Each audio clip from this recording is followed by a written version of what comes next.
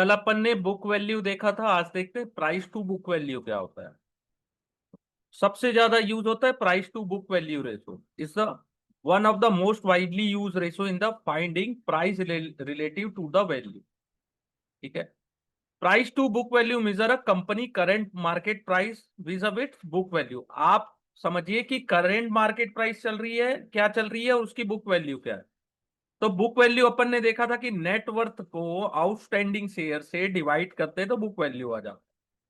तो book value is the accounting value per share in the book of the company. ठीक है। It represent the net worth per share. ठीक है। Important limitation to this number is the most asset on book of the company are historical cost, less depreciation, realizable या liquidation value नहीं होती है। ठीक है। रियल वैल्यू नहीं है, हिस्टोरिकल कॉस्ट, पुराना क्या चल रहा है। ठीक है। In a company which has be building reserve from sustain profitability, book value is a important किसके लिए, जो अपना प्रॉफिटेबिलिटी को सस्टेन करके रिजर्व करके रख रही है। ठीक है। तो एग्जाम्पल देखिए, price to book value of company with following. Equity capital 10 lakh है, रिजर्व है 650 lakh, number of share outstanding 6 lakh, current market value 20। तो नेटवर्क कितना हुआ, equity capital plus surplus, reserve and surplus, तो 60 लैक्स। ठीक है। Divided by number of outstanding share, तो 10 rupees आया। ठीक है। Price to book value, price कितना है 20 रुपया, बुक वैल्यू कितनी निकाली अपन ने 10 रुपए, तो 2x हुआ। ठीक है। अगर price to book value less than 1, indicating company trading below its book value. अगर लेस देन 1 है, ये इंपॉर्टेंट फैक्टर है, याद रखिएगा। अगर price to book value less than 1 है तो वो अपने बुक वैल्यू से कम में चल रही है। ठीक है। तो वो अंडर वैल्यू हुई। ठीक है। और मोर देन 1 है तो बुक वैल्यू के ऊपर है। ठीक है। बहुत से रीजन होते हैं कि बुक वैल्यू खराब इन्वेस्टमेंट के कारण भी बुक वैल्यू से स्टॉक कम रेट में चलता है। ठीक है। Price to book value less than 1 है, इसका मतलब नहीं है कि वो वैल्यू बाई हुआ है। ठीक है। आपको बाकी के अपने इन्वेस्टमेंट डिसीजन भी देखने होंगे। प्राइस टू बुक वैल्यू क्या है कि यूजफुल मेजर है टू वैल्यू स्टॉक जहां अर्निंग निगेटिव है। ठीक है। और जहां पे पी रेशो नॉट एप्लीकेबल है। और ऐसी कंपनीज के लिए ये इंपॉर्टेंट है जहां पे अकाउंटिंग स्टैंडर्ड कंसिस्टेंट है। ठीक है। बैंकिंग इंडस्ट्री में price to book value ratio सबसे ज्यादा इंपॉर्टेंट है। ठीक है। बैंकिंग सेक्टर्स में। ठीक है। सर्विस सेक्टर में लिमिटेड है। नेक्स्ट होता है डिफरेंट वोटिंग राइट। हमेशा क्वेश्चंस आते हैं यहाँ पे। डीवीआर एक नॉर्मल शेयर की तरह कंपनी का होता है, लेकिन इसमें एक वोटिंग राइट नहीं होता है। जैसे कॉमन शेयर में अपने पास वोटिंग राइट भी मिलता है, लेकिन डीवीआर में नहीं मिलता है। तो डीवीआर ऐसा इंस्ट्रूमेंट है जहां इशूअर कैपिटल राइज करता है without diluting voting right. Voting right वहां पे डाइल्यूट नहीं होता है। ठीक है। ऐसा इन्वेस्टर जिसको डिविडेंड से मतलब है, कैपिटल एप्रिसिएशन से मतलब है, ठीक है, उनको कोई मतलब नहीं है वोटिंग राइट क्या है। ठीक है। तो number of voting right for a DVR company to company differ भी होता है। एक सेपरेट कैटेगरी ऑफ इंस्ट्रूमेंट है ये। ठीक है। जो कि कॉमन शेयर से डिस्काउंट में अवेलेबल होता है। ठीक है। अब कंपनी एक्ट 2013 के तहत अगर आपको डीवीआर इशू करना है तो उसकी एलिजिबिलिटी क्या है, तो कम से कम आपने 10% डिविडेंड डिस्ट्रीब्यूट किया है 3 इयर्स, लास्ट 3 इयर्स में। और such shares shall not exceed 25% of total post issued paid up capital of company। तो टाटा मोटर्स का डीवीआर तो आप जान ही रहे होंगे। पेंटालून जो अभी नहीं है लेकिन उसका भी डीवीआर इशू था एक समय। ठीक है। तो ये क्वेश्चन जहां पे मैंने हाईलाइट किया है, यहां से क्वेश्चंस आते हैं। Yes sir. Post paid up capital क्या रहता है? पोस्ट पेड अप कैपिटल मैं आपको क्लास के बाद एक्सप्लेन कर दूं, इसमें अभी थोड़ा अपन आगे चलेगा। बढ़ लेते हैं या चले। या ठीक है। फिर देखिए टर्मिनोलॉजी इन डेप्ट मार्केट। डेप्ट मीन्स बॉन्ड। बॉन्ड मार्केट्स में क्या क्या टर्मिनोलॉजी यूज होती है और डेप्ट कैसे यूज होता है। डेप्ट security denote a contract between issuer and the lender. Issuer means company, lenders mean investor. ठीक है, which allow the issuer to borrow a sum of money at predetermined term. ठीक है, these term are referred as the feature of debt securities and including principal, coupon and maturity of security। ठीक है, डेप्ट क्या होता है, time bound fix रहता है किसी भी डेप्ट का। ऐसा तो नहीं होता है कि आप बॉन्ड लिए और लाइफ टाइम इन्वेस्टमेंट कर लिए। उसका एक प्रिंसिपल होता है, कूपन होता है, मैच्योरिटी होती है। मैच्योरिटी मीन्स 5 साल 10 साल, एक टाइम लिमिट होता है उसका। ठीक है, तब तक के लिए इशू होता है और जब तक इशू रहेगा तब तक आपको फिक्स रेट ऑफ इंटरेस्ट मिलते रहेगा, वो डेप्ट सिक्योरिटीज होती है। ठीक है तो इसमें भी कुछ टर्मिनोलॉजी यूज होती है। पहला होता है फेस वैल्यू। ठीक है, फेस वैल्यू जैसा अपन ने इक्विटीज में देखा था, इसका भी फेस वैल्यू होता है। ठीक है, जैसे कंपनी को, ठीक है आप देखिएगा समझिएगा यहाँ पे, अ डेप्ट instrument can not be completely expend without answering how much borrowing it represent, how has the money has been lent and what is the interest rate on the same. ठीक है, फेस वैल्यू डेप्ट या bond के लिए बहुत important, क्योंकि जो interest paid किया जाता है ना, नॉमिनल और पर वैल्यू ऑफ डेप्ट पेपर, इंटरेस्ट उनके अकॉर्डिंग होता है। जैसे 100 है और मान लीजिए 8.24 इंटरेस्ट लिखा हुआ है। ठीक है, तो वो 100 का 8.24 होगा। मार्केट में किस रेट पे चल रहा है उससे मतलब नहीं होता। ठीक है, तो in the term of paper it is paid as a percentage of this amount, यानी कि फेस वैल्यू के परसेंटेज में। ठीक है, जैसे कूपन रेट, पहला एक फेस वैल्यू आप समझ गए, 100 भी हो सकता है, 1000 भी हो सकता है, कोई भी डिनोमिनेशन में हो सकता है। ठीक है, और जो भी बॉन्ड्स इशू होते हैं इनके मल्टीपल पे होते हैं। 100 है, ऐसा नहीं है 150 का खरीद लो, 100 के बाद 200, 300, इसके मल्टीपल में आप खरीदेंगे। कूपन रेट, जो इंटरेस्ट अपन बॉन्ड या डेब्ट सिक्योरिटीज में पेड करते हैं वो होता है coupon rate, express as a percentage of its face value. The actual money of money which the investor receive as interest is equal to the product of face value. जैसे एक example देखिए, यहाँ पे लिखा है 8.24 जीएस 2018। 8.24 है rate of interest, GS means है government securities, maturity है उसका 2018। फेस वैल्यू अगर 1000 रुपीज है तो आपको इंटरेस्ट कितना मिलेगा, 82.4 rupees per year, each year. ठीक है, अगर गवर्नमेंट सेमी एनुअली पेड करता है तो 41.2 रुपीज एवरी 6 मंथ मिलेगा। ठीक है, और जो लास्ट कूपन पेमेंट यानी मैच्योरिटी है 2018 की या 2025, अभी मान लीजिए आने वाले 1 महीने बाद मैच्योर होने वाला है, तो मैच्योरिटी में प्रिंसिपल और कूपन एक साथ मिलता है। ठीक है, तो डेप्ट इंस्ट्रूमेंट्स में ये याद रखिएगा कि हर एक चीजें इंपॉर्टेंट है, मैच्योरिटी भी इंपॉर्टेंट है। जैसे एक लोन लेते हैं ना अपन, उसका एक टेन्योर होता है। ठीक है, this is known as tenor or maturity or term to maturity.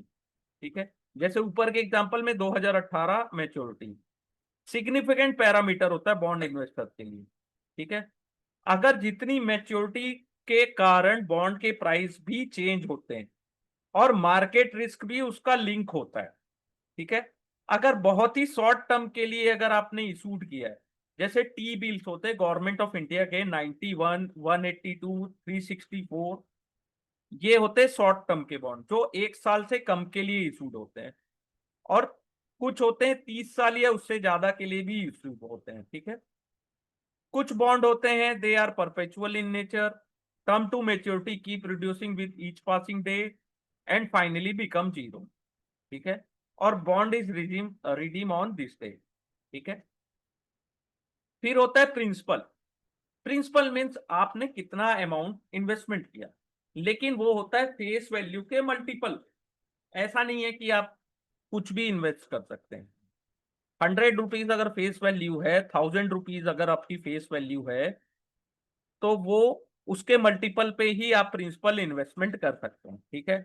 अगर मार्केट में ट्रेड हो रहा है बॉन्ड, तो principal at which is purchase और सोल्ड में भी different from stated face value.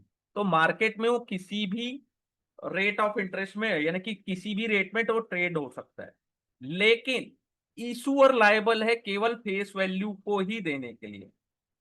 जैसे फेस वैल्यू 100 है, मार्केट में ट्रेड हो रहा है 112 में। ठीक है। लेकिन जब मेच्योरिटी आएगी तो 100 रुपीज ही मिलेगा आपको, ये एक्स्ट्रा जो रुपीज है वो नहीं मिलेगा। ठीक है। रिडेम्पशंस। रिडेम्पशंस का क्या मतलब है, रिडीम कब होता है। ठीक है। It is the contract between issuer and investor is over. जब कॉन्ट्रैक्ट ओवर, लेकिन कब ओवर हो रहा है, कब ओवर हो रहा है, मैच्योरिटी में। ठीक है। रिडीम हो रहा है या आपने रिडीम किया है, लेकिन कब ओवर होता है, जब आपको प्रिंसिपल और कूपन पेमेंट मिल जाए, तब तक बॉन्ड की वैल्यू रहती है। और जहां आपके खाते में पैसे आए, खत्म, कॉन्ट्रैक्ट खत्म, बाय बाय। Any doubts? यहां तक कोई डाउट्स आप पूछ सकते हो मेरे को, जो अभी तक मैंने पढ़ाया उसमें अगर कुछ समझ नहीं आया होगा।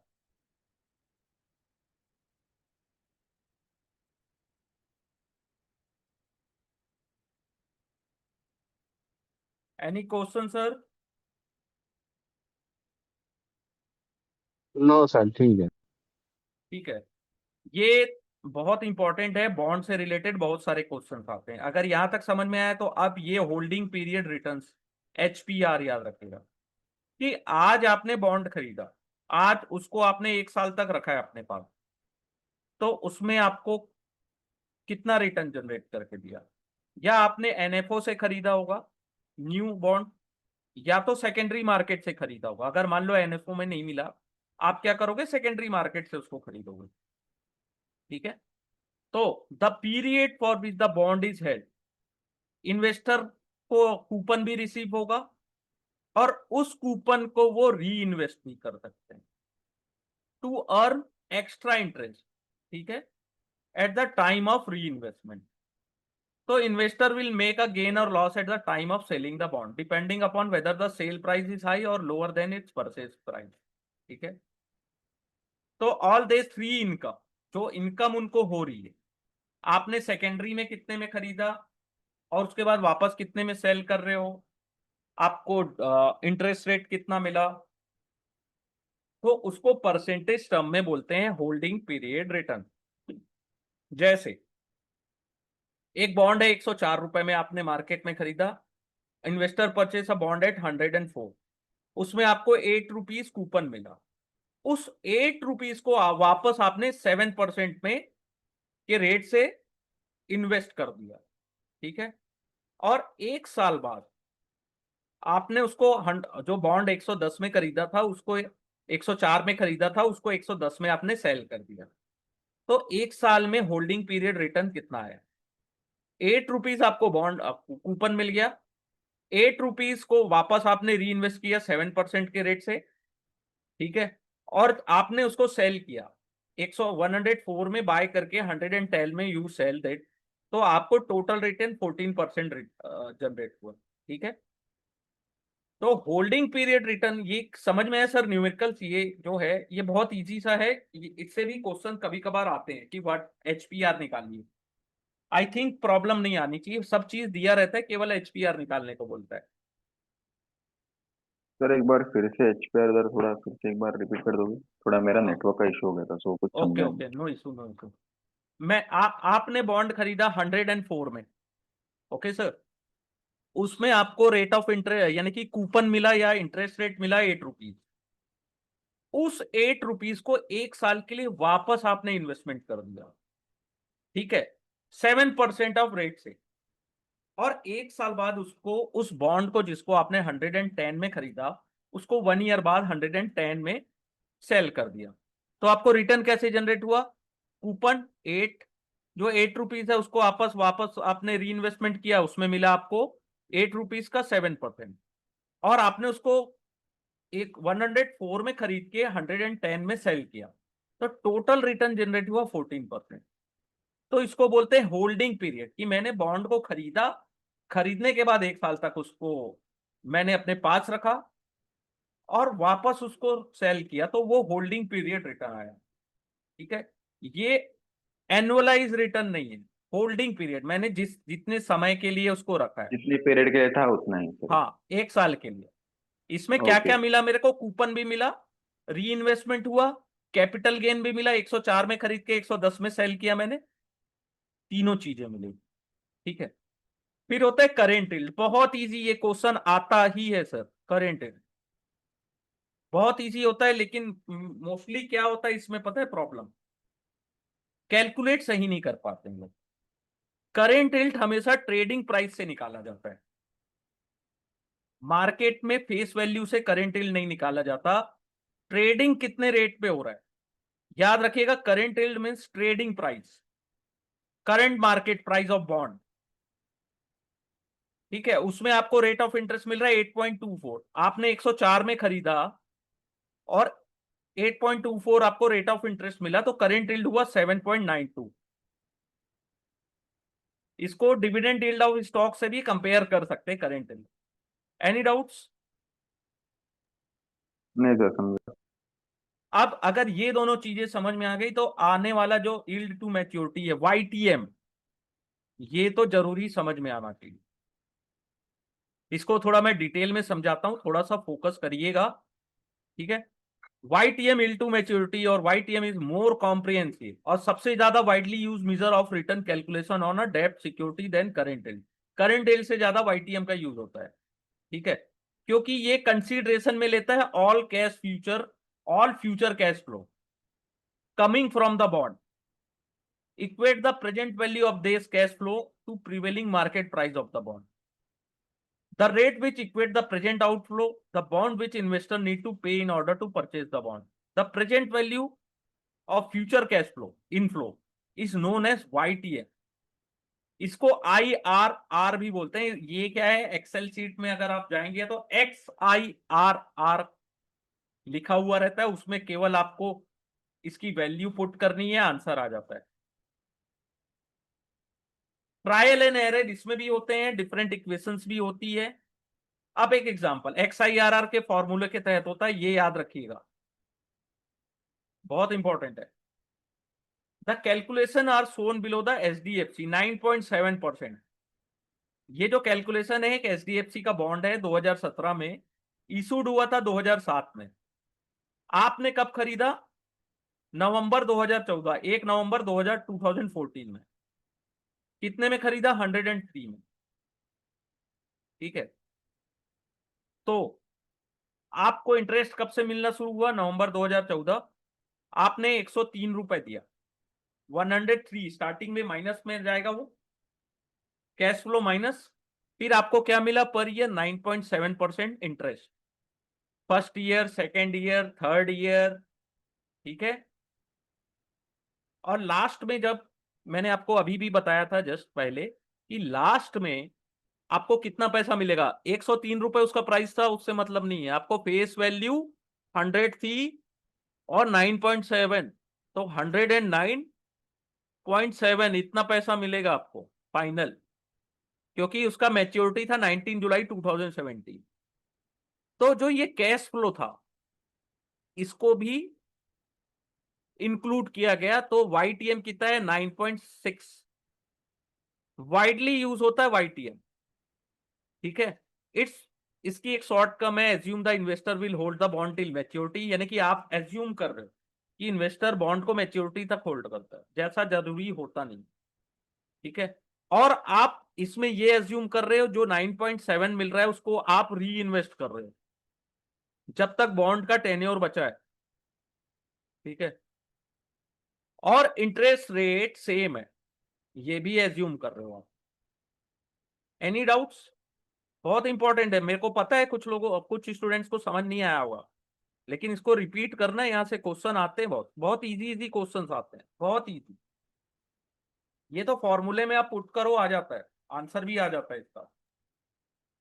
वो 9.6 कैसे आया, मतलब क्या किया उसका? ये कैलकुलेट हुआ है, जो XIRR का फॉर्मूला है ना एक्सेल शीट हम्म। में, उसमें इसको आप पुट करोगे ये आ जाता है तुरंत। आपको एग्जाम में एक्सेल शीट या एक्सेल शीट जैसा जो स्प्रेड शीट है वो प्रोवाइड किया जाएगा, जिससे आप इसको इजीली निकाल सकते हैं, आपको कैलकुलेशन नहीं करना है।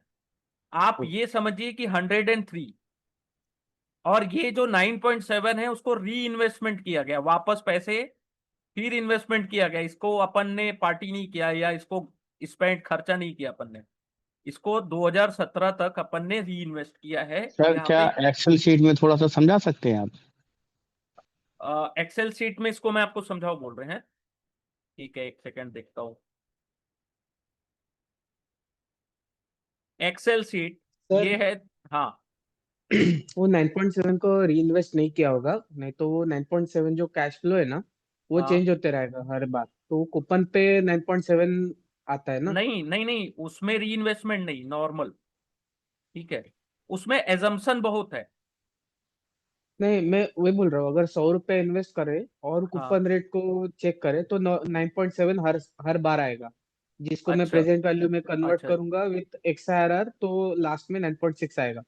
लेकिन अच्छा, अगर वो 100 के ऊपर आने वाला कूपन को फिर मैं इन्वेस्ट करूँ, तो वो हाँ हाँ, 109.7 पे इंटरेस्ट कैलकुलेट होगा ना कूपन का, तो इसलिए वो शायद री इन्वेस्ट नहीं होगा इसमें। नहीं कूपन कूपन जो इंटरेस्ट आ रहा है ना, वो हम लोग खा रहे हैं ऐसा एक्सपेक्टेशन रहता है इसमें, नहीं नहीं, ये YTM में। ये नहीं नहीं, ये YTM में इसमें क्या लिखा है, the coupon receive periodically are reinvested from the remaining tenor, इसको इसको अपन री इन्वेस्ट कर रहे हैं ऐसा ये माना है। पर तो फिर मेरा जो कूपन है वो हम्म, तो फिर 109.7 पे आना चाहिए ना, सेकेंड ईयर ऑनवर्ड्स। लेकिन आपने इसको 103 में खरीदा है ना। राइट, तो जो कूपन है वो मेरा फेस वैल्यू पे आएगा ना, मतलब कूपन का इंटरेस्ट है। हाँ हाँ, वो फेस वैल्यू पाएगा, लेकिन ये जो 3 रुपीज आपको यहाँ पे आपने ज्यादा दिया है वो भी कवर होगा। ये जो री इन्वेस्टमेंट है ये इसमें लिखा हुआ है सर, ये मैं अपने यानी कि इसमें देखिए यहाँ पे क्लियर लिखा है, एज्यूम किया गया है, क्योंकि यहाँ पे ट्रायल एंड एरर भी यूज किया जाता है कि पहला एजम्पशंस क्या है कि बॉन्ड को होल्ड किया गया है मैच्योरिटी तक, ठीक है, बहुत हम्म से केस में हम्म ऐसा नहीं होता है। सेकंड एजम्पशंस क्या लिया गया है, जो कूपन रिसीव किया गया है पीरियडिकली यानी कि ईयरली एक, तो उसको री इन्वेस्टमेंट किया गया है, remaining okay tenure of bond, ठीक है, okay. At the same rate, same rate में ना, सेम रेट में 9.7 पे ही ये एजम्पशन लिया गया है इसमें, ठीक है, और हाँ दिस ठीक है। Assumption imply interest rate would remain same, और ये 9.7 जो है ये सेम है पूरे मैच्योरिटी तक, ये एजम्पशन लिया जाता है इस XIRR के फॉर्मूला में, ओके ओके। ठीक है। ये यानी कि आपका कहना भी सही है, जो आप प्रैक्टिकली कह रहे हैं वो सही है, लेकिन XIRR के केस में अपन क्या क्या कर रहे हैं, जो ये एजम्पशन ले रहे हैं ये ये यहाँ पे बताया गया है, ठीक है। हाँ, मतलब मेरा जो नॉर्मल अंडरस्टैंडिंग था या हाँ फिर हाँ कॉमन सेंस था, तो उसमें मेरा ऐसा था कि 100 रुपए जो हमने 103 रुपए दिया है, हाँ तो हाँ, वो भले मैं 115 भी देता तब भी मुझे कूपन रेट तो मेरे फेस वैल्यू पे मिलता, फेस सौ वैल्यू पे रुपए ही पे। मिलता है, यस, हाँ। राइट, तो इसलिए तो वहां मेरा पे जो, कैश फ्लो हाँ कैश फ्लो 103 है, ठीक है। वो आउट हो हाँ गया, लेकिन हाँ इंटरेस्ट जो मैं कमाऊंगा वो 9.7 ही रहेगा, इरेस्पेक्टिव में 110 में खरीद रहा हूँ कि हाँ 150 हाँ में खरीद हाँ रहा हाँ, वो हूँ, बराबर। 9.7 ही रहेगा, बट यस यस। बट अगर वो इंटरेस्ट में वापस अगर उसको री इन्वेस्ट करूँ, तो मेरा अगले साल का जो इन्वेस्टमेंट का टोटल अमाउंट हो गया, हाँ, वो मेरा वो 103 चेंज प्लस होगा, हाँ। 9.7 होगा ना। ये 9.7 का 9.7 मिलेगा, हाँ ओके ओके, वही मेरे को 9.7 कंफर्म रुपीज करना का 9.7 मिलेगा, था। Okay okay. ठीक श्योर है। श्योर। ये है ना, ये 9.7 फिर जो आया ना 2 साल आया अपने पास 9.7, तो इसका 9.7 का 9.7%, ओके। फिर उसके बाद जो 9.7 आया ये 2 साल के लिए हो गया, जो फर्स्ट टाइम मिला हम्म वो 2015 से मिला, तो अपने 2017 तक रखा, तो 2 साल। ये जो हम्म। 9.7 मिला उसको 1 साल के लिए री एक साल के लिए इन्वेस्टमेंट रखा। किया, तो ये बहुत से ओके एजम्पशंस जो होते हैं, इसको अपने को बना के रखना पड़ता है XIRR में। ठीक है। ओके ओके ठीक है। हाँ, तो ये आपने बहुत अच्छा क्वेश्चन पूछा, एंड आई थिंक ये क्लियर हो गया होगा, क्योंकि यहां से ये जो एजम्पशंस भी बता रहा हूं, ये भी एग्जाम में आता है। ठीक है।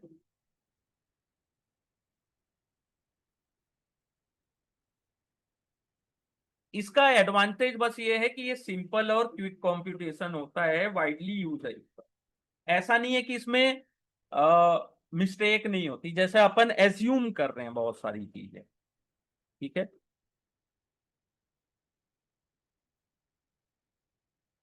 मैं देख रहा हूं इसमें XIRR।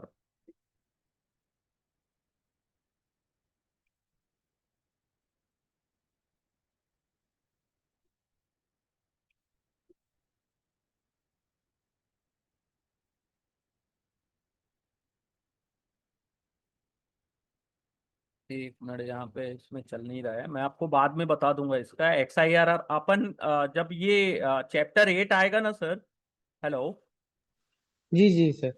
तो उस समय मैं इसके यानी कि एक्सेल शीट से अपने अपन एक तो YTM XIRR कैसे यूज करते हैं, प्रेजेंट वैल्यू फ्यूचर वैल्यू कैसे निकालते हैं XIRR यानी कि एक्सेल शीट को यूज करके, इसको भी ओके देखेंगे। ओके लेकिन एक चीज क्योंकि याद रखिएगा, एक चीज याद रखिएगा, एग्जाम में आपको एग्जाम हॉल में एक्सेल शीट नहीं मिलेगा। एक्सेल शीट हम्म जैसा एक सॉफ्टवेयर है, ठीक है, ओपन हम्म ऑफिस बोलते हैं, वो सॉफ्टवेयर स्प्रेडशीट मिलता जैसा। है। तो उसमें ना थोड़ा सा, जैसे एक्सेल शीट जितना इजी है चलाना, वो हम्म थोड़ा सा कॉम्प्लिकेटेड होता है। तो अपन जब चैप्टर 8 करेंगे और उसमें जो न्यूमेरिकल देखेंगे, उसमें अपन कैलकुलेटर भी यूज करेंगे। मे भी आप लोगों के पास फिनेंशियल कैलकुलेटर नहीं होगा, अपन नॉर्मल कैलकुलेटर भी यूज करेंगे कि हीट एंड ट्रायल, मान लीजिए एक्सेल या एक्सेल अपन ओपन ऑफिस नहीं चला पाए, तो भी अपन ओके इतना कैलकुलेशन तो कर लें कि हम्म नियर बाई उसका आंसर आ ही जाए, क्योंकि उसमें ऐसा नहीं रहता बहुत क्लोज आंसर आते हो। ठीक है। ओके कहीं ना कहीं अपने को वो यूजफुल होगा, और एग्जाम में अपने को सही आंसर मिल जाता है।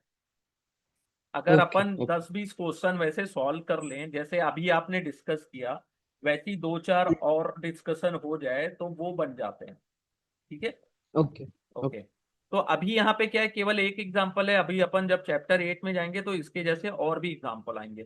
तो मैं एक ओके एक इस कोर्स में मैं आप लोगों को शायद बताया ही नहीं था, लेकिन एक्सेल शीट से कैसे इसको सॉल्व करना है वो भी एक क्लास है उसका सेपरेट।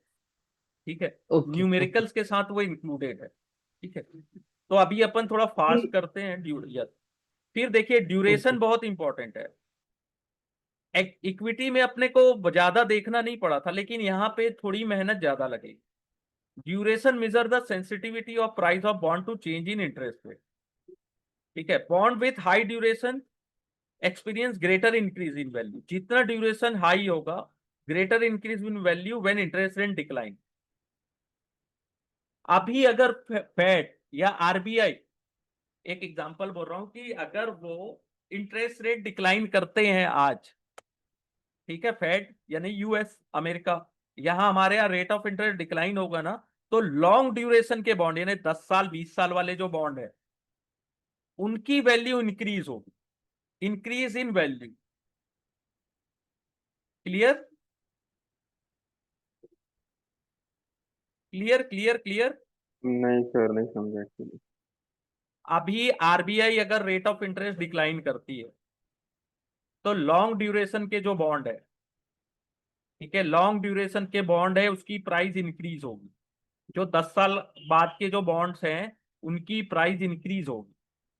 अगर अभी रेट ऑफ इंटरेस्ट इंक्रीज करता है गवर्नमेंट या बैंक्स, ठीक है, सेंट्रल बैंक्स अगर रेट ऑफ इंटरेस्ट इंक्रीज करते हैं, ठीक है, तो उनकी वैल्यू लूज होगी। उसका रीजन क्या है?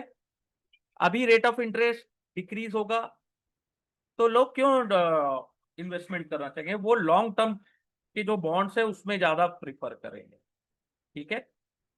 और मतलब सर आप वो एवरेज आउट वाला बोल रहे हो क्या, कि अभी कम है तो बाद में ज्यादा होगा, तो उसका नहीं नहीं, एवरेज वो निकल के? वो वो उसको और डिटेल में मैं बताऊंगा आपको।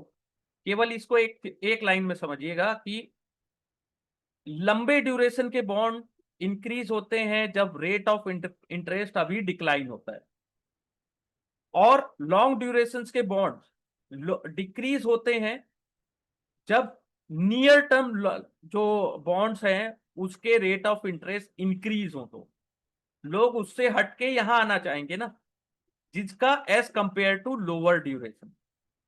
ठीक है, तो रेट ऑफ इंटरेस्ट डिक्रीज होता है तो लॉन्ग टर्म जो बॉन्ड्स हैं उसके प्राइस इंक्रीज होते हैं।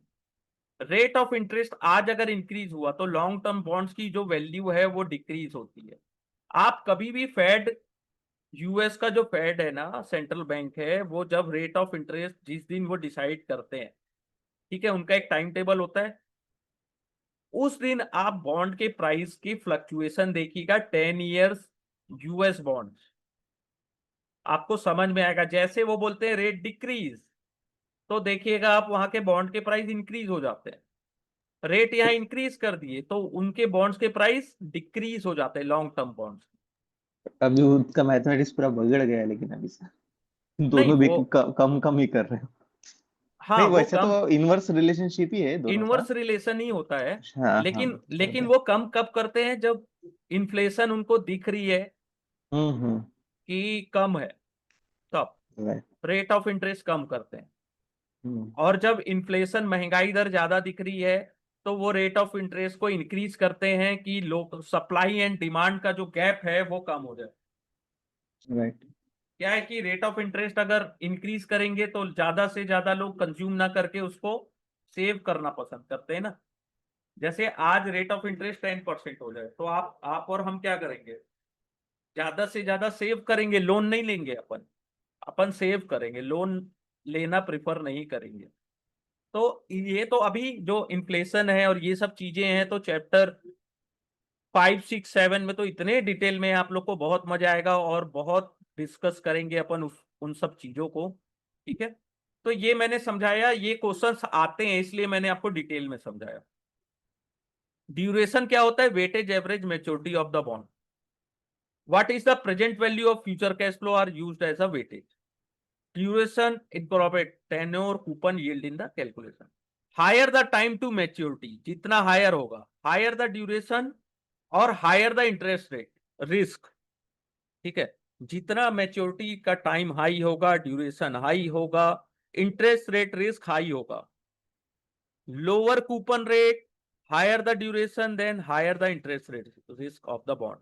ठीक है, lower the yield, higher the duration, hence higher the interest rate risk. ठीक है, तो इंटरेस्ट रेट रिस्क बॉन्ड्स में होता ही होता है। ठीक है, तो duration is very inconvenient interest rates measure for bond. Higher the duration, higher the sensitivity of price, या जब vis a vis interest rate. ठीक है, समझ गए, clear. The duration of bond is not static number, change in with the time it tenures. ठीक है, जैसे maturity पास आती है ड्यूरेशन डिक्रीज हो जाता है तो बॉन्ड लेस रिस्की हो जाता है। जितना, बोलने का एक ही मतलब है कि जितना ड्यूरेशन कम होता है मैच्योरिटी के लिए, बॉन्ड उतना कम रिस्की होता है। 10 साल बाद के बॉन्ड्स को कौन प्रिफर करेगा, 10 साल में तो कुछ भी हो सकता है, तो उसमें इंटरेस्ट रेट रिस्क होता है या रिस्क ज्यादा होता है। अब देखिए बॉन्ड कितने टाइप के होते हैं, टाइप ऑफ बॉन्ड। अब इसको समझिएगा ना, जीरो कूपन बॉन्ड। कोई बता सकता है जीरो कूपन बॉन्ड्स क्या है?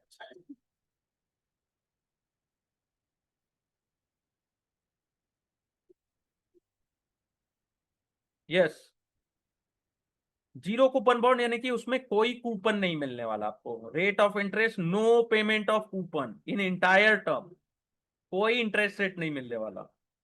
बस ये है कि फेस वैल्यू उसकी 100 है तो आपको डिस्काउंटेड रेट में मिल रहा है 80, 85। ठीक है, और 85 में मिल रहा है लेकिन 100 में रिडीम हो रहा है, तो जो डिफरेंस है वो आपका प्रॉफिट हो गया। ठीक है, इसमें कोई पीरियडिक पेमेंट इंटरेस्ट नहीं मिलेगा। जीरो कूपन आता है क्वेश्चन, याद रखिएगा। ठीक है, जीरो, कन्वर्टेबल होते हैं सर। नहीं नहीं अभी एग्जिस्टिंग में है क्या ऐसे बॉन्ड्स, एग्जिस्ट एग्जिस्टिंग करते में हैं? अभी नहीं है, अभी नहीं है।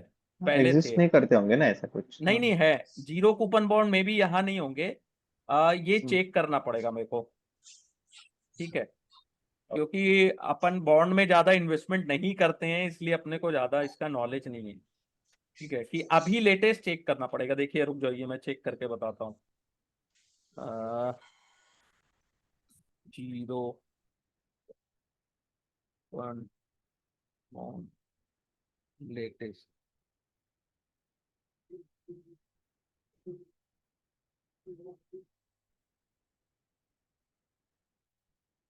सेंट्रल बैंक का एक आया है, लेकिन वो जीरो कूपन बॉन्ड है कि नहीं ऐसा नहीं ना। हाँ, NABRD का, national bank for agriculture and rural development का, लेकिन ये इशूड होगा 31 मार्च 2027 लिख रहा तो है। वो खुद ही डिस्काउंट में बेचते हैं और फेस वैल्यू ज्यादा रखते हैं, ऐसा कुछ है क्या कुछ? नहीं नहीं, फेस वैल्यू 100 ही रहती है, उसको डिस्काउंट में ये सेल करते हैं बस। अच्छा, ये खुद सेल करते हैं हाँ हाँ डिस्काउंट हाँ में। हाँ और हाँ जब आप हाँ मैच्योरिटी रहेंगी तब आप फेस वैल्यू में लेके जाओ। हाँ, जब मैच्योरिटी होगी, मैं आपको बोलता हूँ कि फेस वैल्यू 100 है, आप मुझसे 80 रुपए में लेकर जाओ, 80 रुपीज 85 में लेके जाओ। लेकिन जब मैच्योरिटी होगी तो आप मेरे से 100 रुपया ले जाओ वापस। ठीक तो है भी 20% वो, हो गया वो भी। हाँ 20, लेकिन वो ईयरली, ईयरली अगर हाँ ये। कैलकुलेट करेंगे तो 20 नहीं होगा, वो थोड़ा कम होगा। अच्छा। ठीक है, तो such bonds are issued used by issuer to manage their cash flow, जिनको ऐसा लगता है कि उनको पीरियडिक रिटर्न नहीं देना है। ठीक है, नहीं देना अपने को पीरियडिक रिटर्न। ठीक है, उनको कैश फ्लो की जरूरत है, वो नहीं चाहते कि आपको टाइम बॉन्ड में पैसा दें, तो आपको टाइम एक बार में दे देंगे। ठीक है, यानी कि जब उसकी मैच्योरिटी होगी उतना पैसा आपको मिल जाएगा। तो ट्रेजरी बिल जो होती है गवर्नमेंट ऑफ इंडिया की, commercial paper issued by corporate, and CD certificate of deposit issued by bank और फाइनेंशियल इंस्टीट्यूशन, ये होते हैं short term zero coupon bond, ये याद रखिएगा। और ये पेपर की वैल्यू हो मैच्योरिटी 1 साल से कम की होती, इसलिए इनको मनी मार्केट इंस्ट्रूमेंट भी बोलते हैं। ठीक है, जो डेट पेपर 1 ईयर से लेस देन 1 साल से कम के लिए इशूड होते हैं और ट्रेड होते हैं, उनको मनी मार्केट इंस्ट्रूमेंट कहते हैं। ये बॉक्स, अगर आप रिकॉर्डिंग सुनेंगे तो इस बॉक्स को ध्यान दीजिएगा, और अभी भी ध्यान दीजिए, यहां से क्वेश्चन आएगा ही आएगा, 100% आता ही है। ठीक है, तो जीरो कूपन बॉन्ड का थोड़ा लॉन्ग टेन्योर होता है, थोड़ा डिस्काउंट में मिलते हैं। ठीक है, इसको डीप डिस्काउंट बॉन्ड भी बोलते हैं, जीरो कूपन को डीप डिस्काउंट बॉन्ड। ठीक है, IDBI बैंक ने बहुत साल पहले इशूड किया था। किसान विकास पत्र जानते हैं ना, वो भी एक एग्जांपल है डीप डिस्काउंट बॉन्ड्स का। ठीक है, अब 2009 में आप लोग शायद कंपनी का नाम सुने होंगे, SR ग्रुप, हच कंपनी आती थी ना, Hutch and SR, 2009। ETHL communication holding limited ने 2009 में इशू किया था, 4,280 करोड़ रुपए उन्होंने जीरो कूपन बॉन्ड के तहत उठाया था, और 2 सेपरेट सीरीज में हुआ था। ठीक है, पहला जो हुआ था सीरीज 2008 में इशू हुआ था। ठीक है, और उसका एक का एक्सपायरी था जुलाई 2011, और एक का एक्सपायरी था दिसंबर 2011, और मैच्योरिटी उसकी फेस वैल्यू थी 100। सीरीज में कैसे हुआ था, 85.8%। सीरीज 1 जो जुलाई में इशू हुआ था उसका प्राइस था 85.8, सीरीज 2 का जो हुआ था उसका 82.5। ठीक है, ये जीरो कूपन बॉन्ड का एक एग्जांपल है।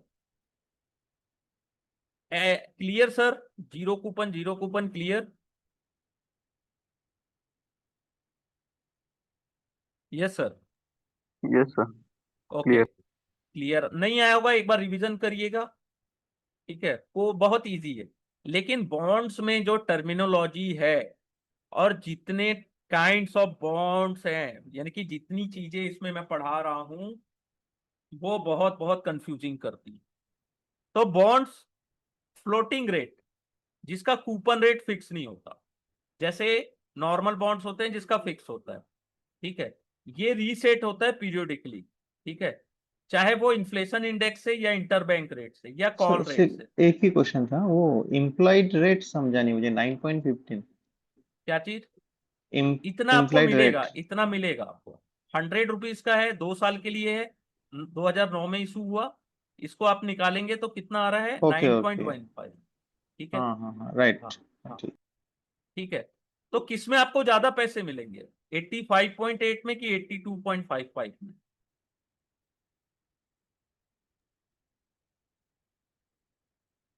यस, इन दोनों में आपको पैसे किसमें ज्यादा मिलेंगे? जिसमें मैच्योरिटी मतलब मैच्योरिटी होल्डिंग पीरियड ज्यादा है। और जिसका फेस वैल्यू देखिए, फेस वैल्यू दोनों का सेम ही है ना, 100। नहीं नहीं, फेस वैल्यू नहीं, डिस्काउंट वैल्यू 85.8 है, सीरीज 1 का जो जुलाई हाँ, में इशू हुआ। अच्छा, और इसका 82 है, 82 पे हाँ ज्यादा है। हाँ, लेकिन 82 वाले में टाइम होल्डिंग कम पीरियड है। कम है, टाइम ठीक है, कम है। टाइम कम है, इसलिए। ठीक है। अब फ्लोट, अच्छा। हाँ हाँ, फ्लोटिंग रेट क्या है? इन्फ्लेशन इंडेक्स है, महंगाई दर बढ़ रही है, बैंक के रेट बढ़ रहे हैं, कॉल रेट बढ़ रहे हैं। ठीक है। तो क्या होता है, रेट को फिर रीसेट किया जाता है, ऐसे बॉन्ड्स को फ्लोटिंग रेट बॉन्ड कहते हैं। ठीक है। Due to unique nature, floating rate में क्या होता है, लोअर इंटरेस्ट रेट रिस्क होता है या प्राइस रिस्क कम होता है। ठीक है। ऐसे बॉन्ड जो फ्लोटिंग वाले होते हैं उसमें interest rate scenario continue track किया जाता है, एडजस्ट किया जाता है कूपन, लेकिन कूपन 6 मंथ में एक बार ही एडजस्ट किया जाता है। ठीक है। और फ्लोटिंग रेट में एक लिमिट है, मैक्सिमम और minimum limit to the coupon rate. ऐसा नहीं है कैप एंड फ्लोर, जो मैक्सिमम है उसको कैप और मिनिमम को फ्लोर बोलते हैं। ठीक है। चेंज होते रहता है। फिर होता है कन्वर्टिबल बॉन्ड्स। कन्वर्टिबल बॉन्ड्स अपन ने देखा था, ऐसे बॉन्ड जो इक्विटी में चेंज हो जाते हैं। ठीक है, इशूअर कंपनी के बाद में। आज तो आपने बॉन्ड खरीदा, लेकिन हो सकता है कुछ टाइम बाद वो शेयर्स में कन्वर्ट हो जाए। ठीक है, तो उसको क्या बोलते हैं, कन्वर्टिबल बॉन्ड। ठीक है। ऐसे बॉन्ड्स में रोक कूपन रेट या इंटरेस्ट के लिए, इंटरेस्ट या इंटरेस्ट रेट के लिए नहीं करते हैं, ब्याज पाने के लिए नहीं करते हैं। इसमें करते हैं कि कन्वर्जन होने के बाद जो उनको प्रॉफिट मिलेगा उसके लिए वो कैपिटल गेन या कैपिटल एप्रिसिएशन मिलेगा, उसके लिए करते हैं। तो आप कन्वर्टिबल बॉन्ड कभी भी खरीदेंगे, द डेट ऑन और बिफोर विच कन्वर्जन में बी मेड, कब होगा, किस डेट से पहले, number of share that investor will be eligible to get for each debentures. आपके पास एक डिबेंचर्स है, उसके बदले में या टोटल आपके वैल्यू के अकॉर्डिंग कितने शेयर्स मिलेंगे। ठीक है। कौन सी प्राइस में मिलेगा शेयर्स। ठीक है, discount to the market price. आप अगर फोकस किए होंगे तो ये बताइए, थर्ड टाइम अपन पढ़ रहे हैं, चैप्टर 3 आते तक अपन तीसरी बार इसको पढ़ रहे हैं, तो सोच लीजिए यहां से क्वेश्चन आने की संभावना कितनी है। Bonds can be convertible either compulsory या ऑप्शनली। ठीक है। कंपलसरी में पूरे शेयर होंगे, ऑप्शन में ये रहेगा आप चाहो तो कन्वर्ट कर लो, नहीं है तो ठीक है, आपको अपन कूपन रेट आपको पेड करते रहेंगे। ठीक है। कन्वर्जन ऑफ डेप्ट इनटू इक्विटी, आपका जो डेप्ट है वो रिमूव हो जाता है बैलेंस शीट से, लेकिन इक्विटी कैपिटल आपकी इंक्रीज हो जाती है। ठीक है।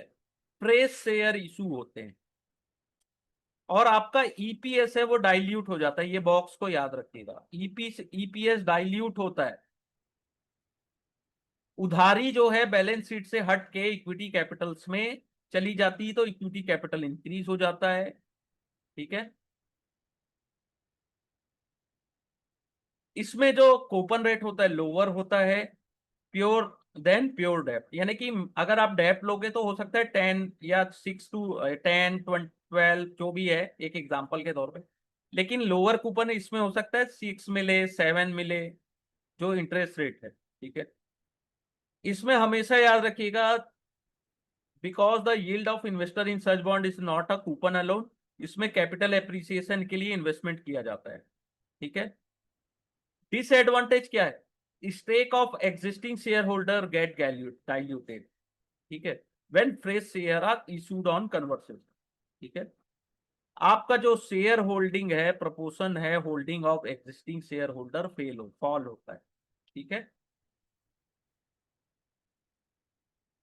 इसका एडवांटेज क्या है, इनिशियल स्टेज में आपको कूपन मिलेगा, जब कंपनी अच्छा करेगी तो आपको कैपिटल एप्रिसिएशन मिलेगा, क्योंकि शेयर बॉन्ड तब तक शेयर्स में कन्वर्ट हो जाएंगे। फिर होता है principal protected note. Principal protected note is relative complex debt product which aim to providing protection of principal amount invested by the investors. ठीक है, अगर आप इन्वेस्ट करते हैं मेच्योरिटी तक, हेल्ड करते हैं, तो आपका एक पोर्शन जो रहेगा वो डेप्ट में इन्वेस्टेड रहेगा, और जो रिमेनिंग पोर्शन है वो इक्विटी या डेरिवेटिव और कमोडिटीज में इन्वेस्टेड रहेगा, जिससे आपको हाई रिटर्न मिल सके। ठीक है, इसका प्रिंसिपल प्रोटेक्टेड नोट का ये मतलब नहीं है कि इसमें रिस्क नहीं होगा, इसमें भी रिस्क होता है। ठीक है, लेकिन इसमें क्या होता है, डाउन साइड प्रोटेक्टेड रहता है। ठीक है, जैसे सेवरल एनबीएफसी इशूड करती है principal protected note of equity link bond, commodity link bond. ठीक है, एनी क्वेश्चंस यहां तक?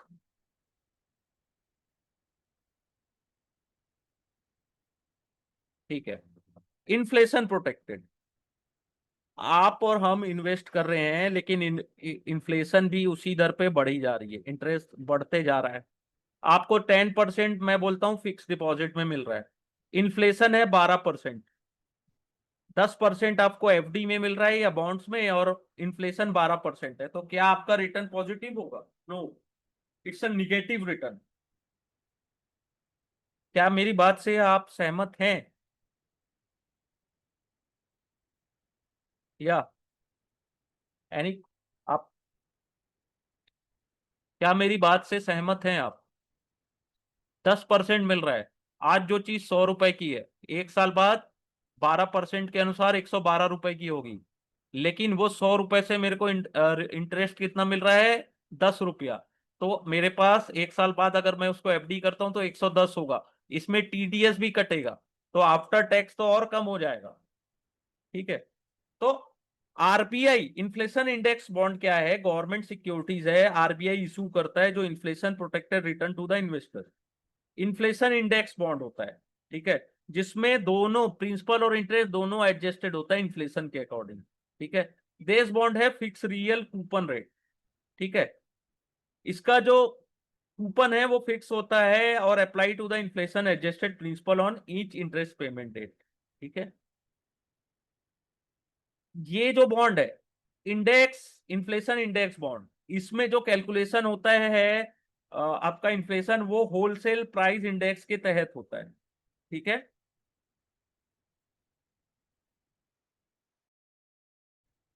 एक होता है inflation index instrument,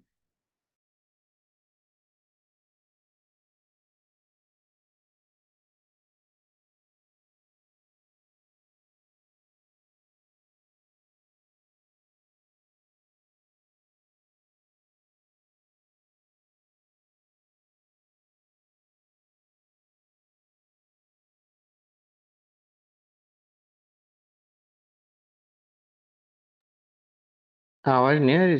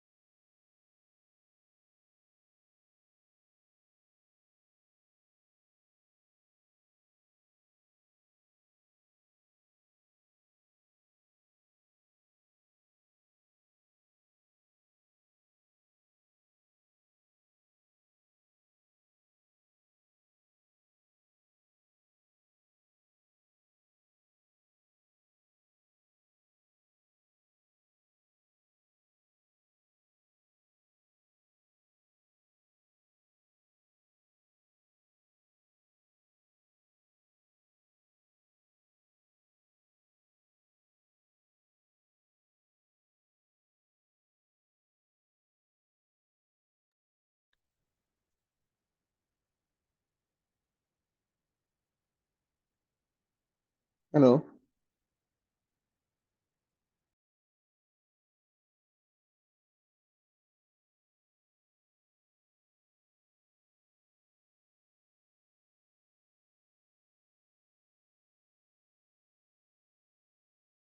yes, link चला गया था, वापस आ गया, thank God. Foreign currency bond अपन समझ गए। जो अपन ने देखा था, डोमेस्टिक करेंसी होम कंट्री की करेंसी नहीं होगी, दूसरे देश की करेंसी होगी। ऐसा क्यों करते हैं? क्योंकि जो इकोनॉमिकल मैच्योर्ड कंट्री है, जैसे यूएस, ठीक है, जापान, या बाकी के जो डेवलप कंट्री है, वहां पे रेट ऑफ इंटरेस्ट लोअर होता है, ठीक है, लेकिन इसमें करेंसी रिस्क बना हुआ रहता है, ठीक है। हमेशा याद रखिएगा, फॉरेन करेंसी रिस्क होता है। फिर वही सेम एग्जांपल है दिल्ली इंटरनेशनल एयरपोर्ट लिमिटेड, उसने 2020 में यूएसडी बॉन्ड इशू किया। सेम फिर है एक्सटर्नल बॉन्ड्स, जिसको यूरो बॉन्ड्स ही कहते हैं, जैसे कुवैत में इशू कर रही है Indian company dollar dollar dollar currency में, यानी कि यूएस डॉलर में बॉन्ड्स, तो उसको यूरो बॉन्ड्स बोलते हैं या एक्सटर्नल बॉन्ड कहते हैं। लेकिन सेम अगर अपन इंडियन रुपीस में करें तो उसको मसाला बॉन्ड्स कहते हैं, ठीक है। अब देखिए यहां से कुछ क्वेश्चन आते हैं, परपेचुअल बॉन्ड्स, इसको थोड़ा फोकस करिएगा। इसमें कोई मैच्योरिटी फिक्स नहीं होती, इसकी कोई स्टेटेड मैच्योरिटी नहीं होती, इसका कोई ऑब्लिगेशन भी नहीं होता, doesn't have any obligation to redeem it, ठीक है। इन्वेस्टर इंटाइटल होते हैं पीरियडिक कूपन के लिए, और बॉन्ड को बॉट बैक भी किया जा सकता है by the issuer at the discretion. जितने बैंक्स हैं इंडिया में, वो परपेचुअल बॉन्ड इशू करते हैं AT1 कैपिटल राइज करने के लिए एज पर बेसल 3 नॉर्म्स, ठीक है। ये बॉक्स बना दे रहा हूं, यहां से क्वेश्चंस आते हैं। बहुत से रिस्क होते हैं देश perpetual bond, the norm of various criteria perpetual bond should meet in order to qualify as AT1 capital, ठीक है। Some of key difference between AT1 और नॉर्मल बॉन्ड्स, इसका AT1 बॉन्ड्स का परपेचुअल का कोई फिक्स मैच्योरिटी नहीं होता, ये कोई डिपॉजिट या लोन की तरह नहीं होते, ठीक है। इसमें आपको कूपन तभी मिलेगा जब डिस्ट्रीब्यूटेबल प्रॉफिट होगा। अगर आपको प्रॉफिट नहीं हो रहा है जिसको आप डिस्ट्रीब्यूट कर सको, तो इसमें कूपन नहीं मिलेगा आपको। कूपन नॉन क्यूमुलेटिव होता है, ठीक है। और bond can be converted into equity by the issuer upon happening of the specified contingent event, ठीक है। ये क्वेश्चन आता ही आता है, इस बॉक्स से मैंने बताया आपको, यहां से क्वेश्चंस आते हैं, इसको ध्यान से अच्छे से रीड करिएगा, ठीक है। AT1 bond